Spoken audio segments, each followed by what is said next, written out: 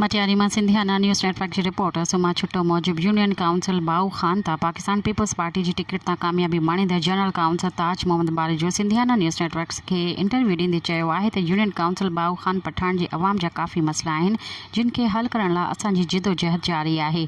ताज मोहम्मद बारी जो चयो त आउं मखदूम रफ़ीक़ुज़्ज़मा मखदूम फ़ख़्रुज़्ज़मा ऐं पीपी क़यादत जो शुक्रगुज़ार आहियां जिन मूंखे पीपीअ जी टिकट ॾेई मूंखे अवामी ख़िदमत लाइ मौक़ो फ़राहम कयो आहे। इंशाअल्लाह मखदूम रफ़ीक़ुज़्ज़मा ऐं मखदूम फ़ख़्रुज़्ज़मा पीपी क़यादत जी उम्मीदुनि ते पूरो लहण जी कोशिश कंदसि। हुन चयो त यूनियन काउंसिल बाऊ खान पठान जी अवाम खे काफ़ी सारा मसइला दरपेश आहिनि जिन में ख़ासि करे लिंक रोड जिन जी मरम्मत न थियण करे अवाम खे मुश्किलातूं दरपेश अचनि थियूं। उन खां सवाइ यूनियन काउंसिल बाऊ खान पठान जे मुख़्तलिफ़ ॻोठनि में सीसी ब्लॉक ऐं ड्रेनेज सिस्टम न हुजण करे ॻोठनि जा रहवासी परेशान आहिनि जिन ते ॻोठनि में पीअण जे साफ़ पाणी जो वॾो मसइलो आहे। हुन चयो त असां यूनियन काउंसिल बाऊ खान पठान जे सभिनी अवामी मसइलनि खे हल कराए सुख जो साह खणंदासीं। ताज मोहम्मद बारी जो हिकु सवाल जे जवाब में चयो त पाकिस्तान पीपल्स पार्टी अवामी ख़िदमत ते यकीन रखे थी। असां अवामी ख़िदमत वारे जज़्बे सां अवामी मसइला हल कराईंदासीं।